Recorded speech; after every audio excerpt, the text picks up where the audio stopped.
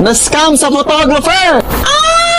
Alamin kung paano ito maiiwasan. Imagine this, excited ka sa iyong kasal, debut, or birthday, nagbayad ka ng down payment para sa photographer, pero sa mismong araw ng event, walang dumating. Ang masakit, hindi mo na makontak ang photographer. Sayang ang pera. At mas masakit, sayang ang mga alaala na hindi mo na may babalik. Ano ang pwedeng mangyari kapag na-scam? Walang matatanggap na refund.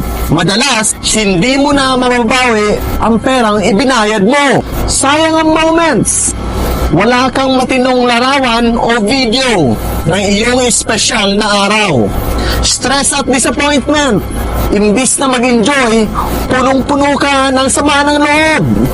Hustle last minute. Mahirap humanap ng replacement sa mismong event day. Paano maiiwasan ang ganitong scammer? Mag-research bago mag-book. I-check ang social media at reviews ng photographer. Huwag agad magbayad. Siguraduhin munang legit at may maayos na background check. Humingi ng portfolio. Ang lehitimong photographer may proof ng kanilang trabaho. Mag-check ng past clients' feedback. Mas makakasigurado ka kung may mga nasihan na customers. Siguraduhin ang mahusay at mapagkakatiwalaang photography service. Para maiwasan ang ganitong hassle, magtiwala sa subok at pinagkakatiwalaang photography team. Pwede ko recommend sa inyo ang McDreamy Digital Maker. Ang sagot sa high quality at reliable na photo and video coverage.